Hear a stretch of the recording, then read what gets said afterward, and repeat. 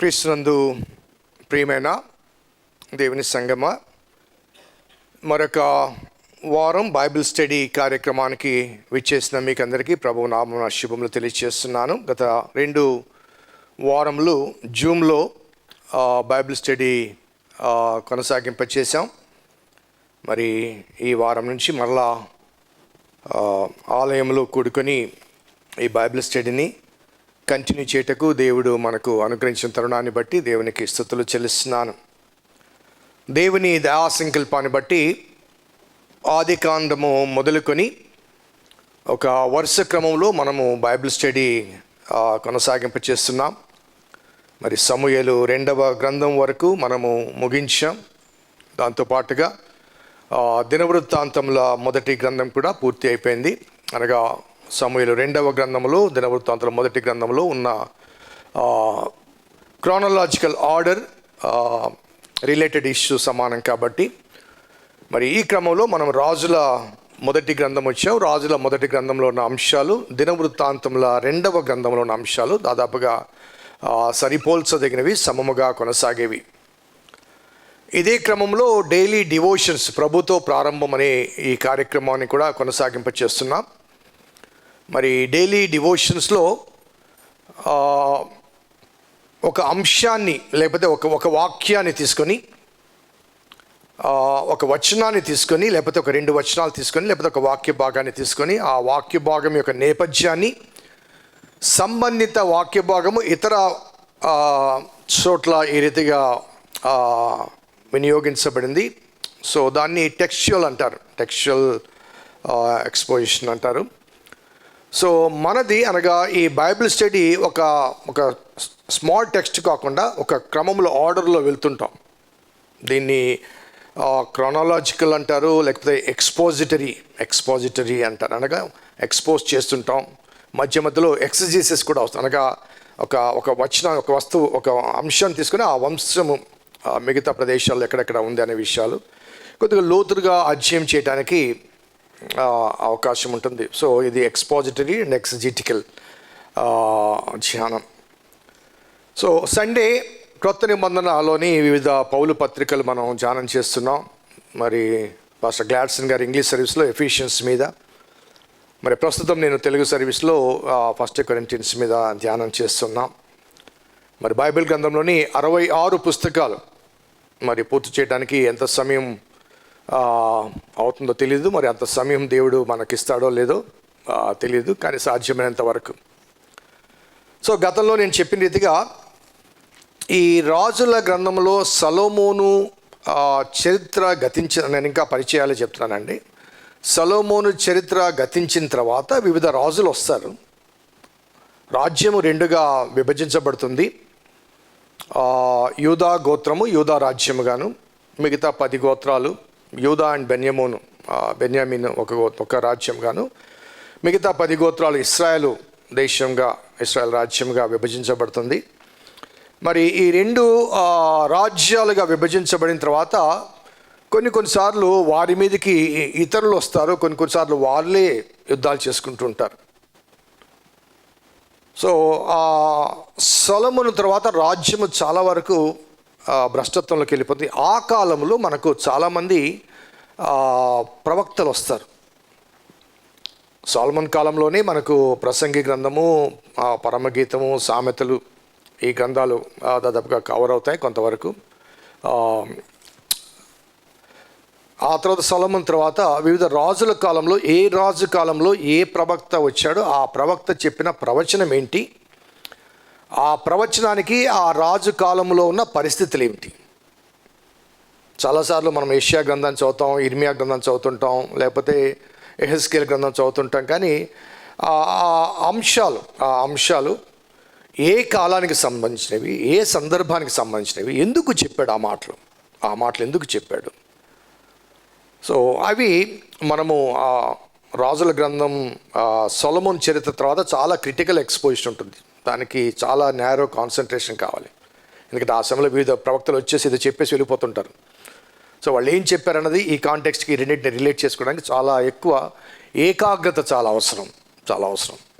Until up to Solomon మనము కంటిన్యూగా వెళ్ళిపోవచ్చు చరిత్రగా. కానీ ఆ తర్వాత చాలా కష్టమవుతుంది. సో అంత శ్రమతో కూడిన కార్యక్రమానికి స్పందన కూడా అవసరం కదా.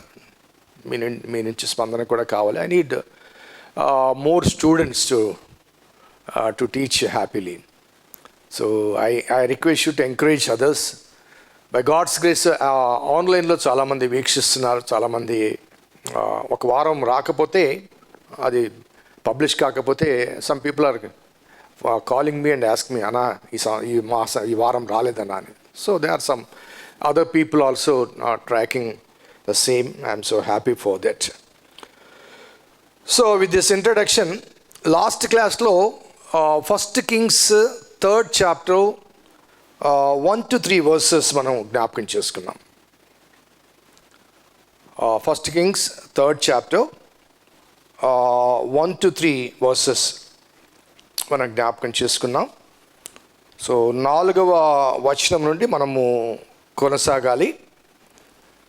1 to 3లో చాలా స్పష్టంగా సొలొమోను ఐగుప్తు రాజైన ఫరో కుమార్తెని వివాహమాడెను అని ఉంది. ఒక 2 మాటలు ఆ విషయం గురించి కూడా నేను చెప్తాను. సో దేవుని ఆలయానికి, అనగా గిబియోన్లో ఉన్న ఆ ఉన్నత స్థలానికి వెళ్ళే సమయానికి, దేవుని ఆలయము నిర్మించబడే సమయానికి, రాజమందిరము నిర్మించబడే సమయానికి సొలొమోన్ ఆల్రెడీ మ్యారీడ్. కానీ ఆమెను దేవాలయం నిర్మాణం అయిపోయిన తర్వాత, ఆ తర్వాత రాజమందిరం నిర్మించుకుంటాడు. అప్పుడు తీసుకుని వస్తాడు. అప్పటి వరకు ఆమె అక్కడే ఉంటుంది. వివాహం చేసుకుంటాడు కానీ ఆమెను తీసుకుంటాడు. సో ఆ రోజుల్లో కానీ, లేకపోతే భారత ఈ రాజుల చరిత్రలో మనం గమనిస్తే, ఒక రాజ్యాన్ని జయించినప్పుడు ఆ రాజు, ఏ రాజు అయితే జయిస్తాడో ఆ రాజుకు పన్ను కట్టువాడుగా లేకపోతే సామంత రాజులుగా ఉంటారు. ఆ క్రమంలో వారికి సేఫ్టీ కోసం ఏం చేస్తారంటే, ఈ రాజుకు తన కుమార్తెని ఇచ్చేస్తారు. అతడు ఏ వయసు అయినప్పటికీ కూడా ఆ కుమార్తెని ఇవ్వడం, తద్వారా ఈ బలవంతుడైన రాజు బలహీనుడైన రాజుకు అల్లుడు అవుతాడు. ఆ రీతిగా పీస్ ట్రీటీ జరగడం అనేది కనబడుతుంది. అందుకే సొలొమోన్ అంతమంది భార్యలను చేసుకున్నాడు, ఉపమతులు చేసుకున్నాడు. దానికి కారణం ఏంటంటే, సొలొమోన్ చుట్టుపక్కల రాజ్యాలన్నింటినీ కూడా తన స్వాధీనంలో ఉంచుకొని, తన విజయానికి సూచనగా ఒక్కొక్క రాజ్యం నుంచి ఒక్కొక్కరిని, అలా ఫస్ట్ హీ మ్యారీడ్ ద ఫరో కుమార్తెను తీసుకున్నాడు. అది మొదటి 3 వచనాల్లో మనకు కనిపించే అంశం. సో ఈరోజు నేను ఈ గిబియోను ముఖ్యమైన ఉన్నతమైన స్థలమై ఉండెను అనే ఈ మాటతో కొంత నేను, అనగా అక్కడ ఈ 3వ వచనంలో దేవుడు సొలొమోనుకు ప్రత్యక్షమై నేను నీకు ఏమి ఇవ్వాలని అడుగుతాడు. ఆ దర్శనం కలగక ముందు, ఆ దర్శనం గురించి మనం మాట్లాడక ముందు, ఆ స్థలము యొక్క ప్రాముఖ్యత గురించి, మరి ఎందుకు సొలొమోను అక్కడికి వెళ్ళాడు, ఎందుకు అక్కడ బలి అర్పించటానికి వెళ్ళాడు అన్నది విషయాన్ని కొంత నేను వెనక్కి కొంత చరిత్రలోనికి వెళ్ళి అక్కడికి దాని విషయం మాట్లాడాలనుకుంటున్నాను. ఎందుకంటే సొలొమోను కన్నా ముందుగానే దావీదు మందస్సాన్ని తీసుకుని వచ్చి తన పురంలో ఉంచుకుంటాడు. మందస్సం. సో మనకు తెలుసు, ఆ మందస్సం తెచ్చే సమయంలో మొదటిసారి ఏం జరిగింది, ఆ తర్వాత రెండవసారి మరలా తప్పు తెలుసుకుని తీసుకొచ్చి తన పురంలో ఉంచుకుంటాడు. It was in Jerusalem. మందస్సం జెరూసలేంలో ఉంది. మందస్సం జెరూసలేంలో ఉన్నప్పుడు గిబియోనుకి ఎందుకు వెళ్ళాడు?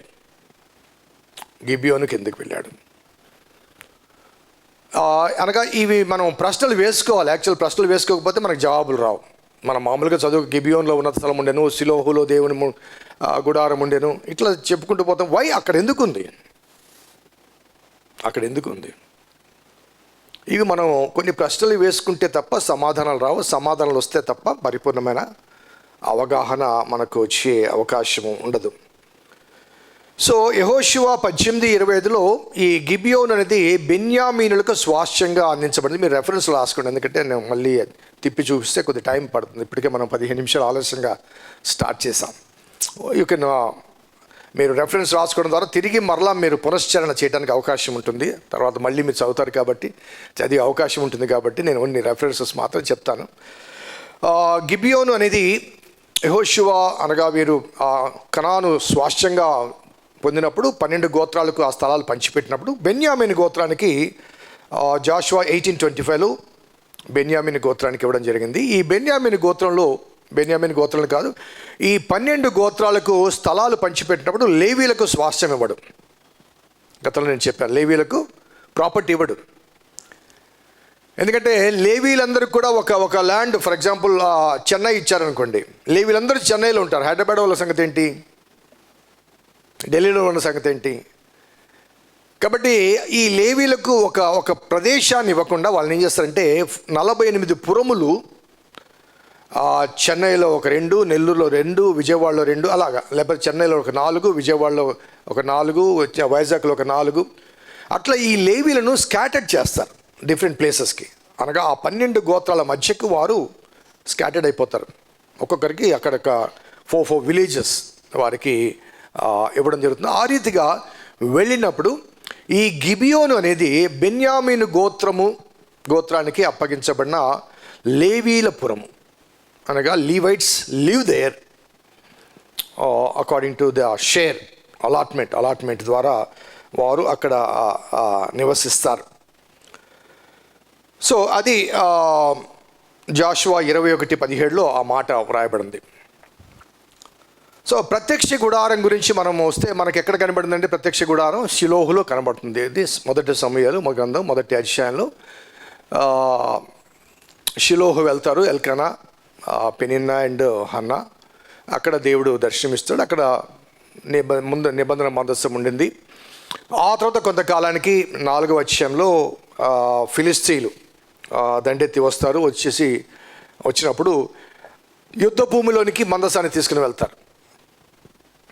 గమనించండి, యుద్ధ భూమిలోనికి మందస్సం మాత్రమే వెళ్ళింది. దేవుడు మోషేకు సీనాయి పర్వతము దగ్గర నిర్గమకాండము 25వ అధ్యాయంలో ఏమని చెప్తాడు? నేను వారిలో నివసించినట్లుగా నాకొక పరిశుద్ధ స్థలము నిర్మించమంటాడు. పరిశుద్ధ స్థలం. ఆ పరిశుద్ధ స్థలంలో నిర్మించడానికి ఆయన ఏం చేస్తాడు? ఒక ప్రత్యక్ష గుడారాన్ని వేస్తాడు. అక్కడ బలిపీఠం కడతాడు. తర్వాత దివ్యలు ఏర్పాటు చేస్తాడు. అదే రీతిగా మందస్సం పెడతాడు. సో ప్రత్యక్ష గుడారం ఉంది, గుడారంలో మందస్సం ఉంది. ఆ మందస్సానికి ముందుగా బలిపీఠం ఉంది. సో యుద్ధ భూమిలోనికి వెళ్ళింది ఏంటి? మందస్సం మాత్రమే వెళ్ళింది. ప్రత్యక్ష గుడారం పోలేదు, బలిపీఠం పోలేదు. ఇంకా ఆ ప్రత్యక్ష గుడారంలో ఉండే పరిశుద్ధ ఉపకరణాలు, అది బిబ్లికల్ వర్డ్. ఉపకరణాలు అంటే ఆల్ ది వెజల్స్ కానీ, ఇన్స్ట్రుమెంట్స్ కానీ, లేకపోతే వివిధ పాత్రలు అనుకోవచ్చు. అక్కడ ఆలయములో ఆరాధన కార్యక్రమాలు, బల్యర్పణ జరిగించడానికి వినియోగించే వివిధ వస్తు సామాగ్రి యావత్తు కూడా అక్కడే ఉంది. ఓన్లీ మందస్సం మాత్రమే వాళ్ళు తీసుకెళ్తారు. అక్కడ నుంచి వివిధ రీతిగా వచ్చి కిర్యత్యారీంకి వస్తుంది. కిర్యత్యారీం నుంచి దావీదు తీసుకుని వచ్చి పురంలో పెట్టుకుంటాడు. But what happen to this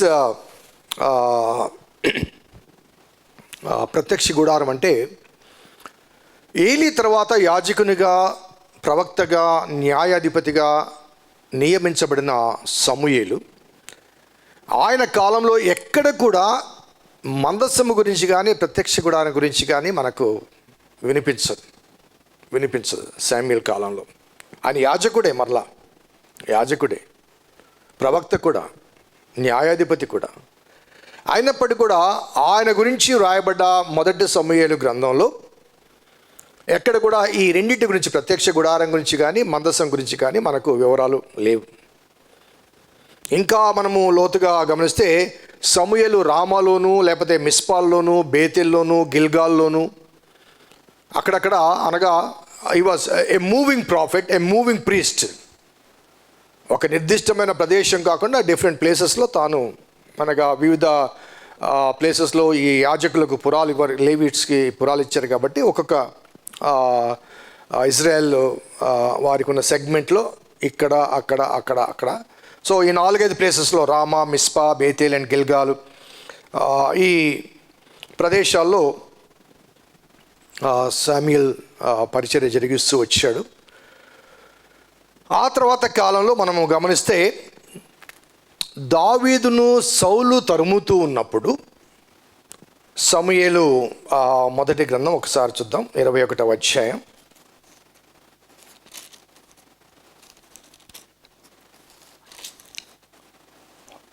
21వ అధ్యాయంలో దావీదు నోబులో యాజకుడైన అహీమెలకు వద్దకు వచ్చును. అయితే అహీమెలు దావీదు రాకకు భయపడి నీ ఒంటరిగా వచ్చితేమని అడుగుగా, దావీదు రాజు నాకు ఒక పని నిర్ణయించి నేను నీకు ఆజ్ఞాపించిన పని ఏదో అది ఎవరితో నేను చెప్పవద్దనను అంటూ అక్కడ ఆకలిగా ఉంది అంటే సముఖపు రొట్టెలు దావీదుకి ఇస్తాడు.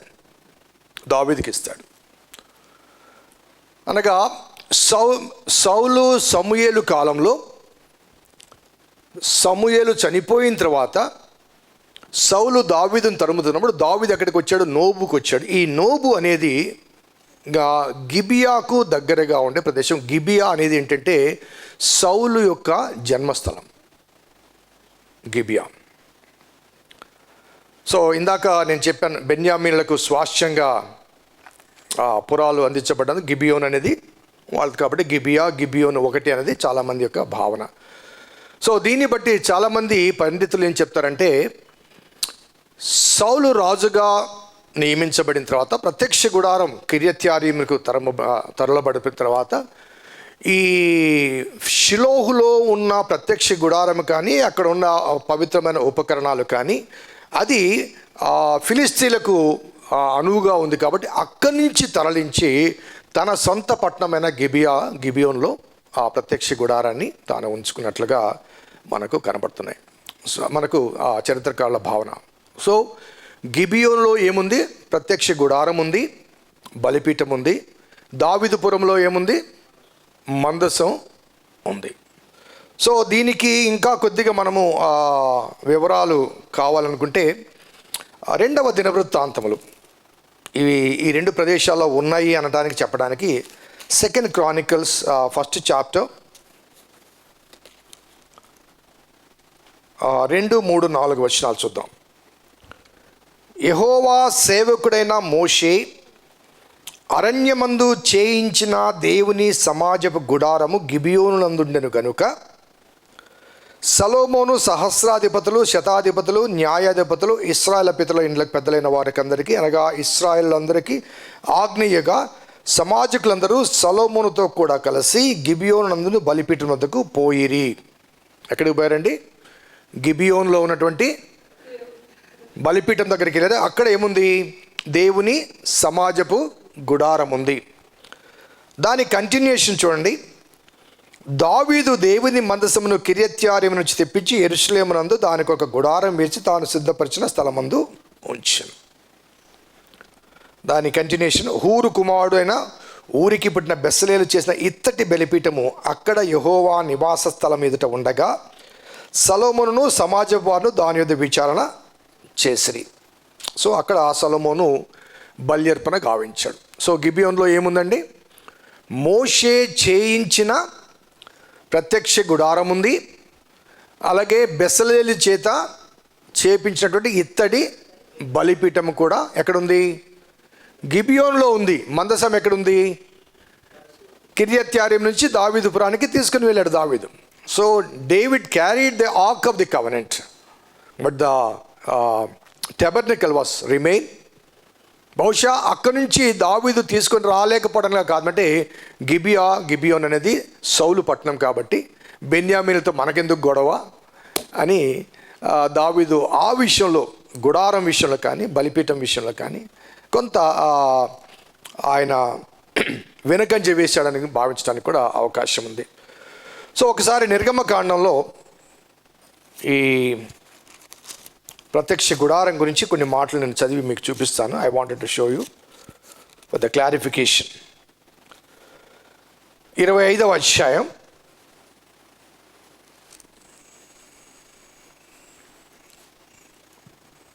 8వ వచనంలో, నేను వారిలో నివసించినట్లు వారు నాకు పరిశుద్ధ స్థలమును నిర్మించవలను. నేను నీకు కనుపరచు విధముగా మందిరం యొక్క రూపమును దాని ఉపకరణములన్నింటినీ రూపమును నిర్మించవలను.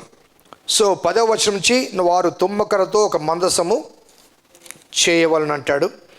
అలాగే 31వ వచనంలో బంగారుతో దీపవృక్షము చేయాలి అంటాడు.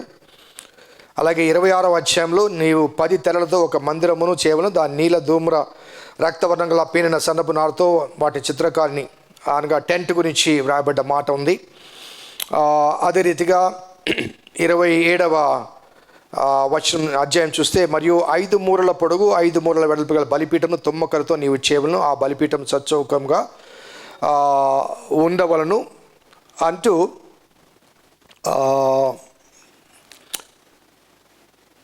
31వ అధ్యాయం మొదటి 6 వచనాలు చూద్దాం.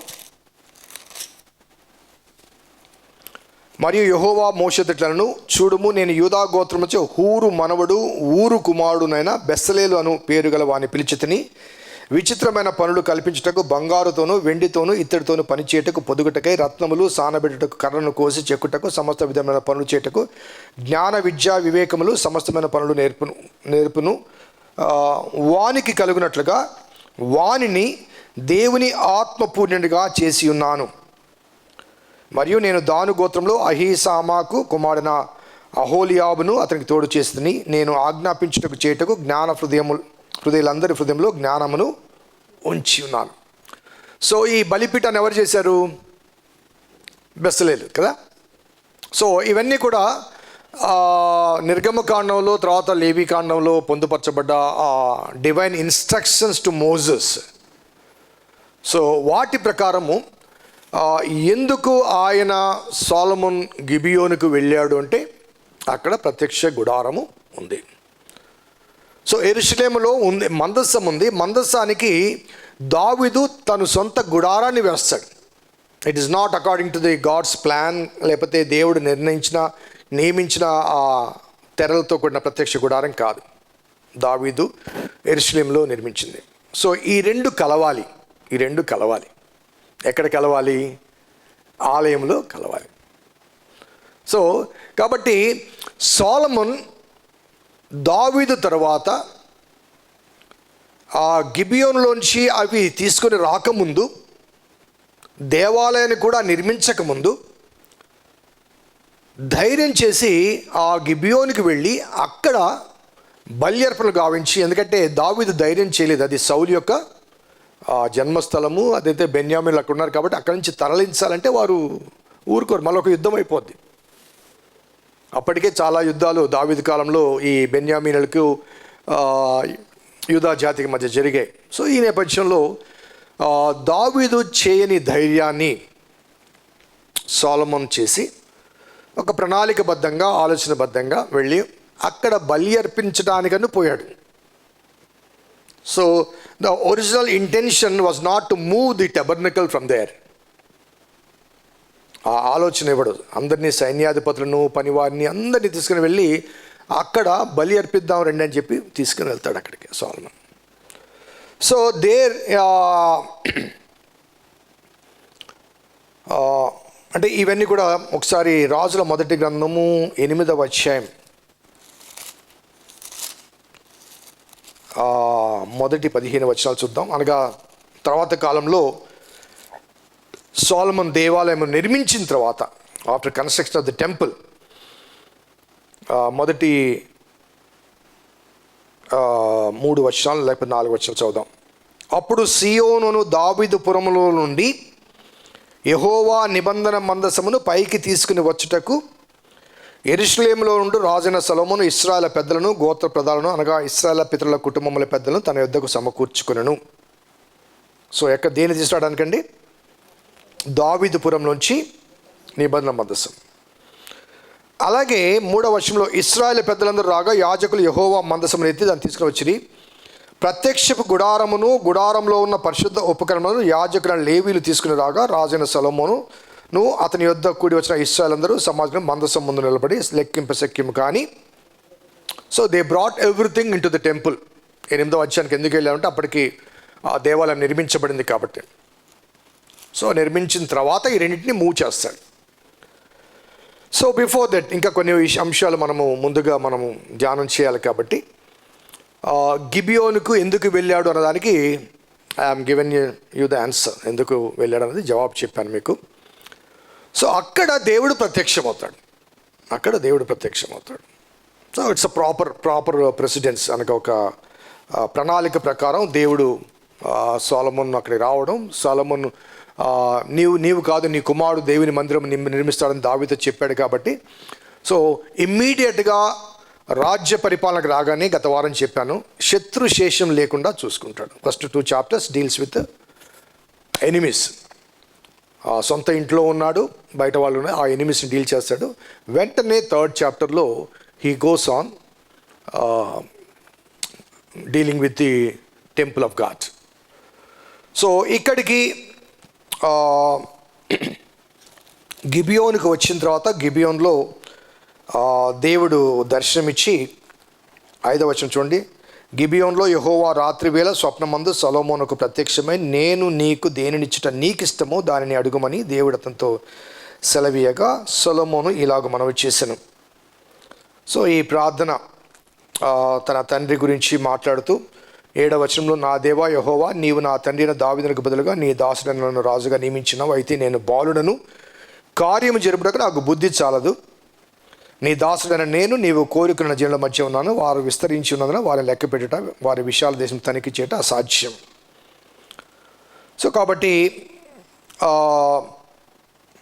ఆ వివరాలన్నీ తర్వాత 10వ వచనంలో సొలొమోను చేసిన ఈ మనవి ప్రభువునకు అనుకూలమాయను గనుక అని మాట రాయబడింది. సో ఆ గిబియోను అనే ముఖ్య స్థలములో బల్యర్పణ గావించిన తర్వాత రాత్రివేళ దేవుడు అక్కడ అతనికి ప్రత్యక్షమవుతాడు.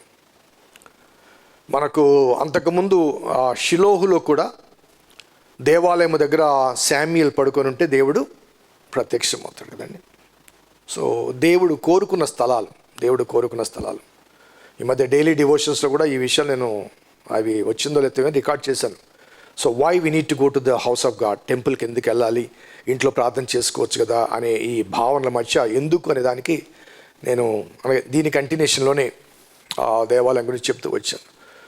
So Samuel has a vision of God.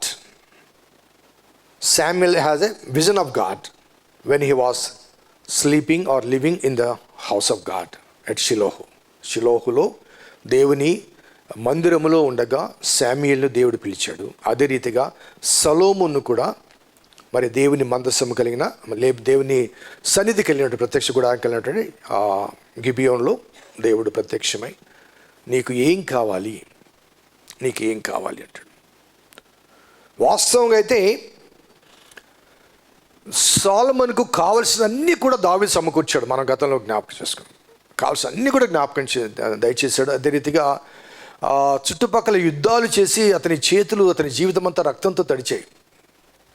So ఆ సేఫ్టీ కానీ ప్రాస్పరిటీ కానీ ప్రొవిజన్స్ కానీ ఇవన్నీ కూడా దావీదు ద్వారా సొలొమోనుకి అందించబడ్డాయి. యాక్చువల్గా సొలొమోనుకి ఏమీ కొరతలు లేవు. ఆయన కేవలము he need to conquer the mind of the people. ప్రజల మనస్సును అతను దోచుకోవాలి, అంతకుమించి ఇంకేం లేదు. అటువంటి సందర్భంలో దేవుడు ప్రత్యక్షమై నేను నీకు ఏమి ఇచ్చితే నీకు ఇష్టమో అడుగుమంటే ఒక చిట్టా పెట్టలేదు. సో ఒక్కసారి మనము కంపేర్ చేసుకుందాం. What are the list of the items in our day to day prayers? What are the list of the items in our day to day prayers? So many times we often tend to pray for what we are already given, already promised.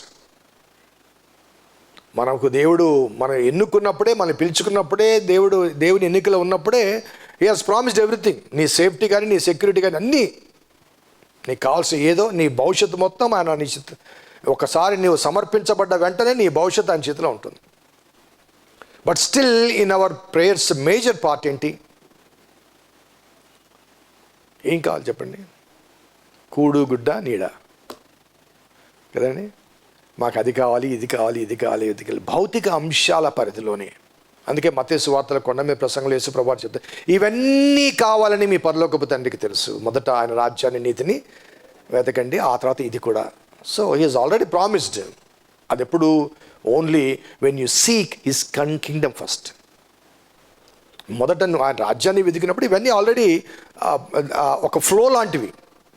23వ కీర్తనలో దావీదు అంటాడు కదండి, నేను బ్రతుకు దినమనియు కృపాక్షేమములే నా వెంట వచ్చును. ఆ వెంట వచ్చును అనే మాట హీబ్రూ భాషలో చేజింగ్ అని ఉంది.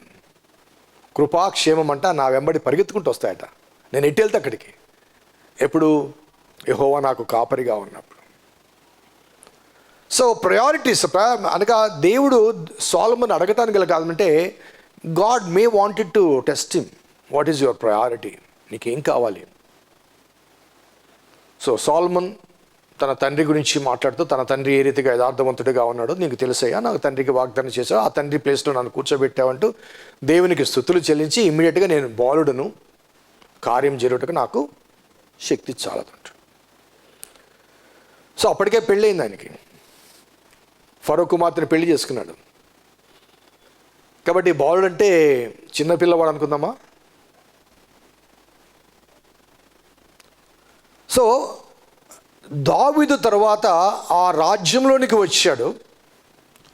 ఆ రాజ్య పరిపాలన సంబంధమైన క్రమము కానీ, క్రమశిక్షణ కానీ, లేకపోతే ఆ పరిపాలన చేయడానికి కావాల్సిన పరిజ్ఞానం కానీ తనకి ఒక బాలుడు అనే మాట యొక్క అర్థం ఏంటంటే ఐఎమ్ ఇన్నోసెంట్ ఆర్ ఇగ్నోరెంట్, నాకంతా లేదు అని చెప్పేసి. ఇప్పుడు ఫర్ ఎగ్జాంపుల్ కొంతమంది కొన్నిసార్లు కొన్ని సీట్స్ మీద కొన్ని ప్రదేశాల మీద వారసత్వం వస్తుంటారు. సడన్గా బీహార్లో అనుకుంటాను లాలూ ప్రసాద్ యాదవ్ జైలుకి వెళ్ళగానే ఆయన భార్యను ముఖ్యమంత్రి చేశారు, రబ్రీదేవిని ముఖ్యమంత్రి చేశారు. What she can do? So అటువంటి కొన్ని అంటే నేను జస్ట్ అది ఎగ్జాంపుల్ మాత్రమే చెప్పాను. There may be some other issues, మన చర్చ్ రిలేటెడ్ ఇష్యూస్లో కూడా కొన్నిసార్లు ఏమి తెలియని వాళ్ళు బయట రోడ్ల మీద తిరిగేవాడు వచ్చేసి చర్చికి ప్రెసిడెంట్, సెక్రటరీ, ట్రెజరర్ అవుతాడు. కూడికలు తీసివేతలు రాని వాళ్ళు కూడా ప్రెసిడెంట్లు, సెక్రటరీలు అవుతుంటారు. సో దట్ వాజ్ ది ఎందుకంటే మా తాత, మా ముత్తాత, మా నాన్న, మాది అనే భావన మనిషి. So confessing what he deserves, తనకి ఏమి కావాలో ఆ విషయాన్ని దేవుడు ఆయన నోట వెంటనే చెప్పేశాడు, నీకేం కావాలి. సో సొలొమోను ఆ మాట, నేను బాలుడును అనే మాట, కార్యం జరుపుటకు నాకు బుద్ధి చాలదు అన్నప్పుడు, అక్కడ 10వ వచనంలో సొలొమోను చేసిన ఈ మనవి ప్రభువునకు అనుకూలమైన గనుక దేవుడు అతనికి ఇలాగ సెలవిచ్చిన, దీర్ఘాయువునను ఐశ్వర్యములను నీ శత్రువుల ప్రాణమైన నడుక న్యాయములను జరిగించుటకు వివేకం అనుగ్రహించమని నీవు అడిగితివి. నీవు ఇలాగూ అడిగినందున నీ మనవి ఆలకించుచున్నాను, బుద్ధి వివేకములు గల హృదయం నీకు ఇచ్చుచున్నాను.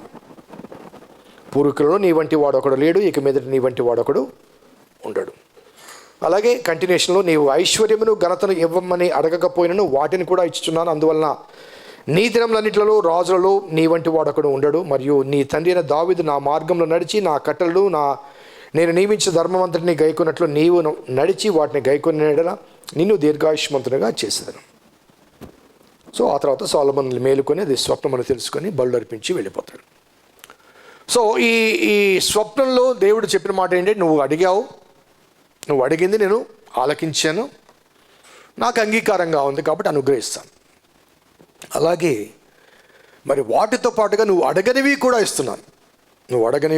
ఏమిస్తున్నాడు? ఐశ్వర్యమును ఘనతను ఇస్తానంటాడు.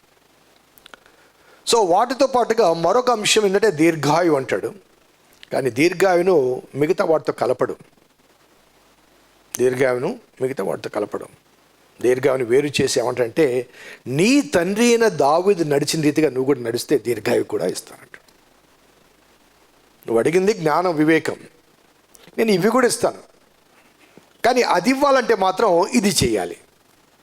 అర్థమవుతుందా? ఇవి కూడా ఇస్తాను, కానీ అది మాత్రం, ఇది దీర్ఘాయు మాత్రం నీకు ఇవ్వాలంటే నీ తండ్రి అయిన దావీదు ఏ రీతిగా నా ఎడల యథార్థతో ఉన్నాడో ఆ రీతిగా నువ్వు నడిస్తే లాంగ్ లైఫ్ కూడా ఇస్తాను, లాంగ్ లివిటీ కూడా ఇస్తాను. సో అన్నీ ఇచ్చి లైఫ్ లేదంటే ఏమవుద్దండి? మనం అన్నీ పొంది లైఫ్ లేదనుకోండి, మీనింగ్లెస్. కాబట్టి దేవుడు ఆ భావాన్ని మాట్లాడుతూ మరి ఐశ్వర్యము గణతో పాటుగా దీర్ఘాయువుని కూడా ఇస్తాడు. సొలొమోన్ అక్కడ బలులు అర్పించి వెళ్ళిపోతాడు. 16 నుంచి 18 28 వరకు ఒక ఎగ్జాంపుల్, ఇద్దరు వేశ్యలు వస్తారు. అది మనకు పెద్ద రిలేటెడ్ కాదు. ఇద్దరు కలిసి ఇద్దరు బిడ్డలకు అంటారు, ఒక పడిపోయి చనిపోవడం, తీసుకొచ్చినప్పుడు ఒకడు చనిపోవడం, ఇద్దరు కలిసి ఆ బిడ్డను ఆ బిడ్డ అనడం, రాజు పిలిచి మొక్కలు చేయమనడం, అప్పుడు ఒరిజినల్ తల్లి వద్దయ్యా ఎక్కడో చోట నా కొడుకు బతుకుంటే చాలు అని చెప్పేసి అనడం. So it is very familiar example. Even మన టెక్స్ట్ బుక్స్లో కూడా ఇటువంటి స్టోరీస్కు నేరేట్ చేసి యోసేపు నీతి కథలో ఏదో ఆ విధంగా పెడుతుంటారు. యాక్చువల్గా సొలొమోన్ కథ ఇది. సో బయట పెడుతూ ఉంటారు అట్లా.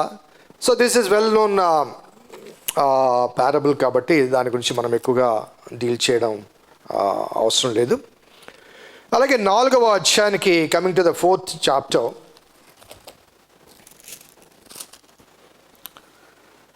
నాలుగవ అధ్యాయంలో అనగా దేవాలయంలో బలి జరిగించిన తర్వాత ఆయన జ్ఞానానికి ఒక ఎగ్జాంపుల్గా ఆ ఇద్దరు స్త్రీల యొక్క కుమారుని ఆ వృత్తాంతం చెప్పబడిన తర్వాత 4వ అధ్యాయంలో సొలొమోన్ ఎక్స్పాన్స్ హిస్ కింగ్డమ్, తన రాజ్యాన్ని పటిష్టపరచుకోవడానికి ప్రయత్నం చేస్తాడు.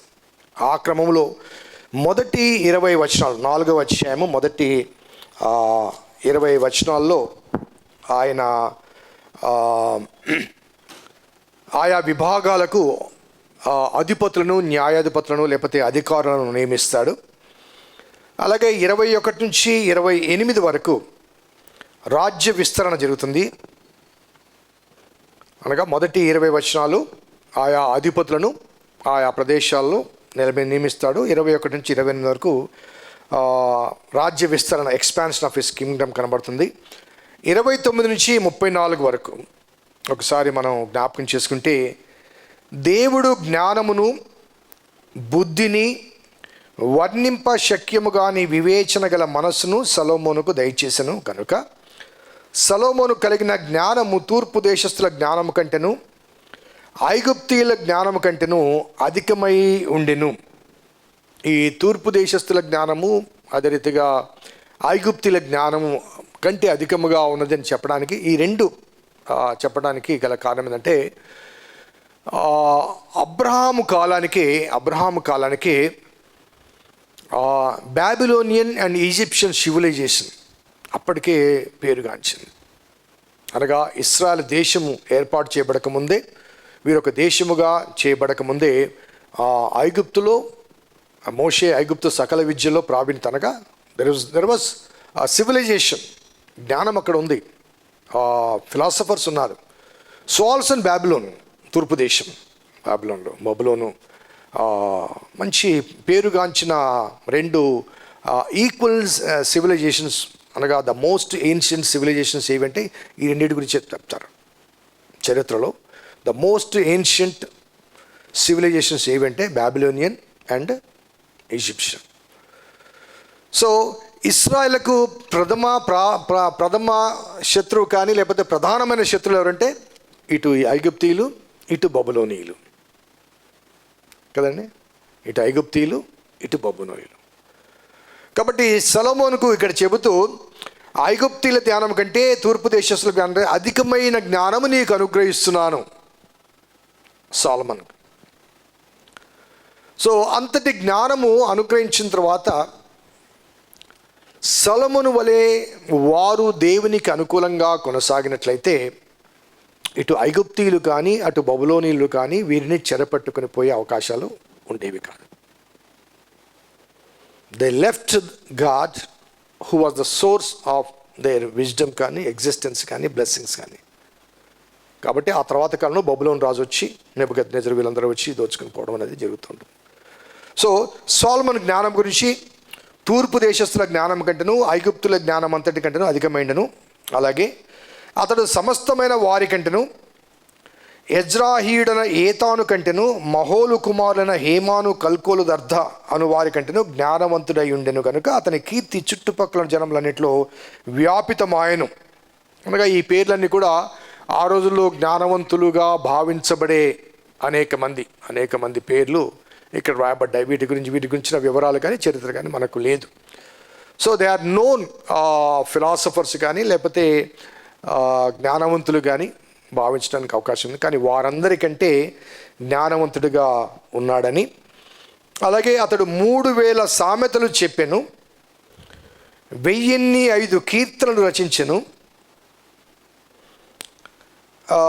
మరియు లెబనానులో ఉండు దేవదారు వృక్షమునే కానీ గోడలో నుండి మొలుచు హిస్సోపు మొక్కనే కానీ చెట్లన్నిటి గురించి అతడు వ్రాసెను. మరియు మృగములు పక్షులు ప్రాకు జంతువులు జలచరములను వాటి గురించి రాసెను. అతని జ్ఞానం మాటలు తెలుసుకున్నట్టుకి అతని జ్ఞానం గురించి విన్న భూపతులందరిలో నుండి జనులందరి నుండి మనుషులు సొలొమోను వద్దకు వచ్చిరి. సో మనకు ఆ సొలొమోను ఎన్ని కీర్తనలు రాశాడు అన్నది కొన్ని మాత్రమే ఆ కీర్తన గ్రంథంలో ఉన్నాయి. ఒకటి చెప్తారా సొలొమోను రాసిన కీర్తన ఏంటో? 127. పెళ్ళిళ్ళు పాడుతుంటారు ఎక్కువ. 127, 128, 127, 128 ఆ 2 కీర్తనలు. మిగతా కొన్ని నేమ్లెస్ సాంగ్స్ బహుశా సొలొమోను రాజు. కానీ కొన్ని ఎక్కువ 150 కీర్తనలో 71 మాత్రమే దావీదు రాశాడు. మిగతా అన్ని కూడా సొలొమోను కానీ మోషే కానీ ఆసాఫ్ కానీ కోరహు కుమారులు కానీ వీళ్ళందరూ వివిధ కాలాల్లో వారు రాశారు. సో సొలొమోను ఎన్ని కీర్తనలు రాశాడు అన్నదానికి ఇక్కడ రాయబడ్డ మాట 1005 కీర్తనలు రాశాడు. ఒకవేళ 1005 కీర్తనలు పొందుపరచడం అంటూ జరిగితే బైబిల్ 2 బైబిల్స్ అవుతాయి, 2 మినీ బైబిల్స్ అవుతాయి. 150 కీర్తనలు ఇక్కడ ఉన్నాయి మనకి. 1005 అంటే ఇంకా ఆల్మోస్ట్ అబౌట్ 855 సామ్స్. సో అదే రీతిగా సామెతలు చూడండి. మనకున్నది 31 అధ్యాయాలకు మాత్రమే సామెతలు. సో 35 అధ్యాయాలు, ఒక్కొక్క అధ్యాయంలో ఒక 20 వేసుకున్నా కానీ ఒక 100, 150 లేకపోతే 200 అనుకుందాం. కానీ ఎన్ని సామెతలు చెప్పాడు తను? 3000 సామెతలు చెప్పాడు. సో ఇది మాత్రమే కాకుండా నేను ఇది జ్ఞాపకం వస్తున్నప్పుడు మనకు భారతదేశంలో మరొక వ్యక్తి జ్ఞాపకం వచ్చాడు, విలియం కేరీ. సో ఇక్కడ సొలొమోను ఏమేమి చేశాడనుకో దేవదారు వృక్షముల గురించి అనగా వృక్ష శాస్త్రం రాశాడు. అలాగే గోడల్లో మొలిచే వృక్షం గురించి కూడా రాశాడు, హిస్సోపు గురించి కూడా రాశాడు. తెలుసా గోడల్లో మొలిచే వృక్షాలు? పాత మన కలెక్టర్ ఆఫీస్ కానీ పాత పట్టణాలు కలండి, రావి చెట్లు. అవి పక్షులు ఏదో పదార్థాన్ని తినేసి రెట్ట వేసి వెళ్ళిపోతాయి. అందులో గింజ ఉంటుంది, గింజలో లైఫ్ ఉంటుంది. అవి కరిగేసిన తర్వాత కూడా గింజలో లైఫ్ ఉంటుంది. సో ఆ గింజ యొక్క లైఫ్ ఎంత పటిష్టమైందంటే, ఒక మొక్క మొలవాలంటే బేసికల్లీ నీరు, నేల కావాలి.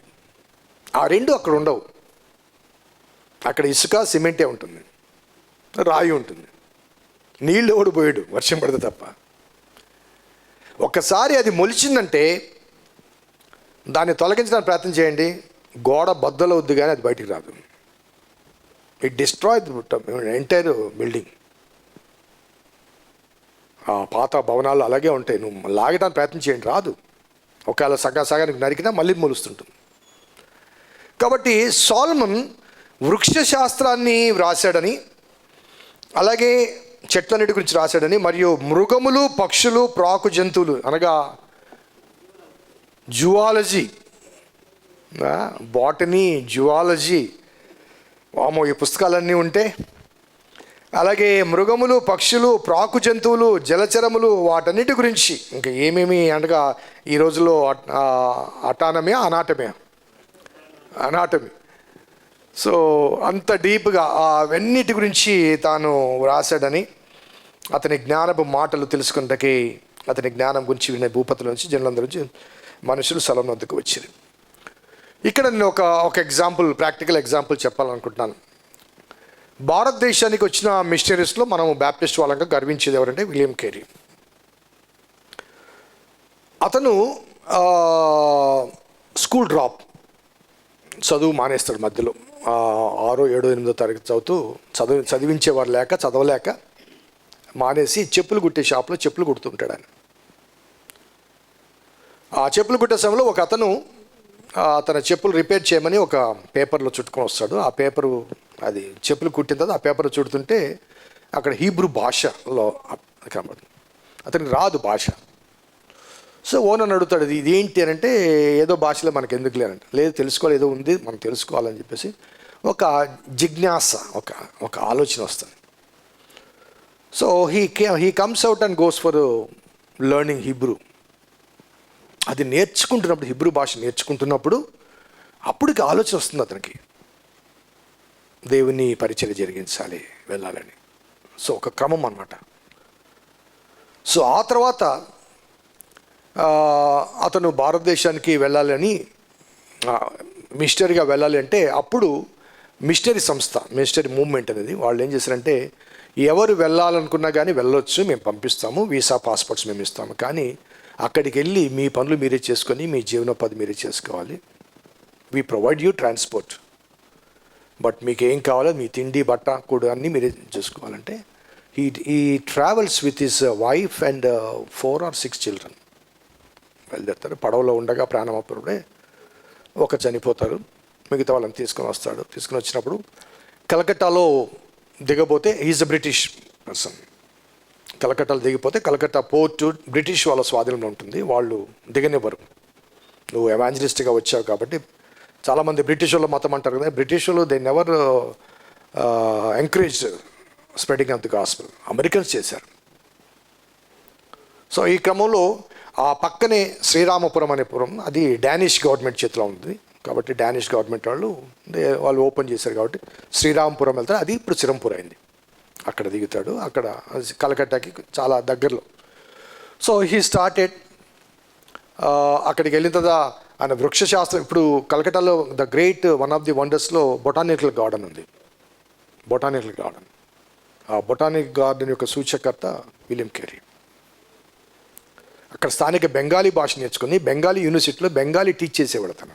He has become a professor of Bengali. So he started a news paper, 2 news papers, ఇంగ్లీష్లో ఫ్రెండ్ ఆఫ్ ఇండియా అని, ఇంకోటి భారత మిత్రమని బెంగాలీ భాషలో, ఇంగ్లీష్లో ఫ్రెండ్ ఆఫ్ ఇండియా అని 2 న్యూస్ పేపర్స్ ఇంట్రడ్యూస్ చేసింది విలియం కేరీ. అలాగే సేవింగ్స్ బ్యాంక్ అంటారు పోస్ట్ ఆఫీస్లో, ఆ సేవింగ్స్ బ్యాంక్ మెథడాలజీని ఇంట్రడ్యూస్ చేసింది విలియం కేరీ. ఇవన్నీ కూడా బ్రిటిష్ వాళ్ళు కాదు. అలా చాలా చేశాడు, చాలా చేసి ఈ కలకత్తా హుగ్లీ నదిలో బిడ్డలు పడేస్తుంటే అది చూసి, so he encourages Rajaram Mohan Roy, Keshav Chandra Sen, Rabindranath Tagore వాళ్ళ తాత పేరు ఏంటండి, దేవేంద్రనాథ్ ఠాగూర్, వీళ్ళు పిలిపించి వీళ్ళని ఎంకరేజ్ చేసి, వీళ్ళందరూ కలిసి బ్రహ్మ సమాజ్ అని ఒకటి స్టార్ట్ చేసి, వాళ్ళు డైరెక్ట్గా క్రిస్టియానిటీలో చేరకుండా ఆ బ్రహ్మ సమాజంలో అన్నీ కూడా క్రిస్టియన్ ప్రాక్టీసెసే, బ్యాప్టిజము, లార్డ్స్ ప్రేయర్, ఇవన్నీ కూడా అక్కడ ఉంటాయి. స్టార్ట్ చేసి వాళ్ళు ఈ సోషల్ ఈవిల్ ఏదైతే ఉందో వాటినన్నిటిని కూడా నిర్మూలన చేయడానికి ప్రయత్నం చేస్తారు. అంటే హీ ఎంకరేజెస్. ఇవన్నీ నేను ఏం చెప్తున్నానంటే, he was a school drop. బైబిల్ని 39 భాషలకు తర్జుమా చేశాడు. దాంట్లో 10 complete Bible, 29 new testaments, 10 complete Bibles translate చేశాడు. సో అంత పరిజ్ఞానం ఎక్కడ చూసిందండి? అంత పరిజ్ఞానం ఎక్కడికి వచ్చింది? Solomon is an example. అందుకే సోలమన్ టైంలో నేను ఈ మాటలు మాట్లాడతాను. సో వృక్షశాస్త్రం కానీ, జంతు శాస్త్రం కానీ, లేకపోతే ఈ సూక్ష్మ జీవులకు సంబంధించి కానీ, వీటన్నిటి గురించి అంత పరిజ్ఞానము ఒక స్కూల్ డ్రాప్కి ఉంటుందా అంటే, అన్లెస్ అంటిల్ దేవుడు తనకు తోడుగా ఉండకపోతే. ఒకసారి విలియం కేరీకి సన్మానం జరుగుతుంటే, ఇంగ్లాండ్ దేశం పోతే అక్కడ లోకల్ చర్చెస్ వాళ్ళందరూ కలిసి సన్మానం చేస్తుంటే, ఒక ఆయన విలియం కేరీ అంటే కొద్ది ఈర్ష్యతో, దిస్ విలియం కేరీ చెప్పుల షాప్లో పనిచేసేవాడు, హీ వాజ్ చెప్పులు అమ్ముకునేవాడు అని కొద్దిగా సర్కాస్టిక్గా మాట్లాడుతుంటే, విలియం కేరీ లేసి, ఐఎమ్ సారీ జెంటిల్మెన్, నేను చెప్పుల షాప్ ఓనర్ని కాదు, చెప్పుల షాప్లో పనిచేసేవాడిని కాదు, పాత చెప్పులు కుట్టుకునేవాడిని. సో ఆ కరెక్షన్ చేస్తాడు. ఆ సమాధి మీద కూడా మేము 92లో ఎప్పుడో పోయాం, చూసాం. ఆ సమాధి కూడా, నీచమైన పురుగునైన నన్ను నీ కౌగిలో చేర్చుకుంటూ రాపేసుకుంటాడు మోక్స్. సో ఈ మాట ఎందుకు చెప్తున్నానంటే, సోలమన్కు ఆనాడు అంతటి జ్ఞానము అనుగ్రహించిన దేవుడు అదే రకమైన జ్ఞానాన్ని ఒక స్కూల్ డ్రాప్ అయిన విలియం కేరీ ఇచ్చిన దేవుడు. అదే రకమైన సబ్మిషన్, సమర్పణ మనలో ఉంటే, మనకు కానీ మన బిడ్డలకు కానీ అదే సమర్పణ ఉంటే, God can do anything, any miracle in our life. ఆయన నిన్న నేడు నిరంతరం ఉన్నవాడు. గత చరిత్రలో సొలొమోనుతో ఉన్నవాడు, మన చరిత్రలో విలియం కేరీతో ఉన్నవాడు, నేటి కాలంలో మనతో మన బిడ్డలతో కూడా ఉంటాడు. So every text has its a message. బైబిల్లోని అది పాత నిబంధన కాలం అండి, ఎప్పుడో జరిగిపోయిందండి, ఇప్పుడు మనకు ఎందుకనే భావనలో every text speaks and encourages us. మనతో మాట్లాడుతుంది, మనం ప్రోత్సహిస్తుంది, దేవుడు ఏమిటో తెలియచేస్తుంది. పాత నిబంధన చరిత్రలో దేవుడు ఎవరో, ఏమిటో, ఎంతటి గొప్పవాడో, ఏమి చేయగలడో, ఆ వివరాలన్నీ కూడా ఈ చరిత్రలోంచి మనం తెలుసుకోవడానికి అవకాశం ఉంటుంది. So I conclude 4th chapter and 5th and 6th next week మనం జ్ఞాపకం చేసుకుందాం. Let's pray.